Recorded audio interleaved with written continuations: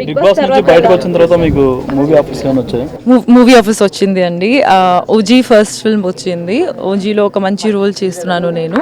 And అలాగే power star Pawan Kalyan సార్తో screens share చేసి ఆ అవకాశాలు ఇంత త్వరగా వస్తుంది అని అనుకోలేదు. But very happy for that.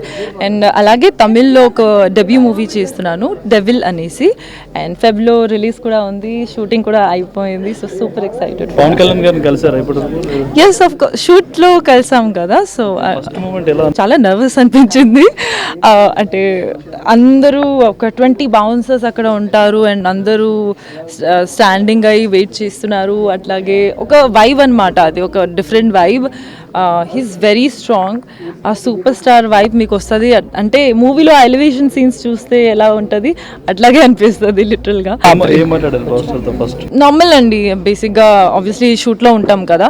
కానీ ఐ హ్యావ్ అబ్జర్వ్డ్ హిమ్. అంటే యాక్టింగ్ చేసిన టైంలో ఆయన కాన్సన్ట్రేషన్ కానీ, ఆయన లెవెల్ ఆఫ్ కాన్ఫిడెన్స్ కానీ, ఆ వాకింగ్ కానీ, ఎవ్రీథింగ్ ఇస్ సూపర్. ఓకే, అంటే ఆయన మిమ్మల్ని ఎలా రిసీవ్ చేసుకున్నారు సార్? చాలా బాగా రిసీవ్ చేసుకున్నారు. Is a very good gentle man.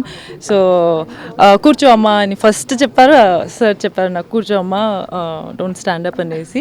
So ఇక్కడ జస్ట్ ఒక 10 మీటర్ డిస్టెన్స్లోనే ఉన్నాము. సో అట్లా ఎలా ఉన్నారు, బాగున్నారా, అట్లా కొన్ని మాటలు మాట్లాడినాం.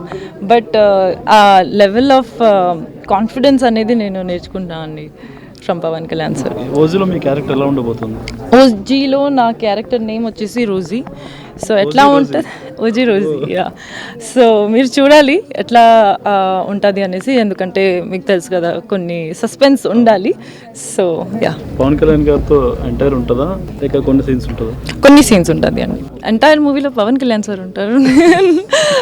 అంటే ఆయన పక్కన ఏదైనా ఒక రోల్ చేస్తారా ఎంటైర్గా? సో బేసిక్గా చాలా చెప్తే సస్పెన్స్ పోతుంది. సో నేను మీరు వెయిట్ చేయండి, రిలీజ్ అవుతుంది, అప్పుడు చూడండి. థ్యాంక్ యూ అండి. Thank you.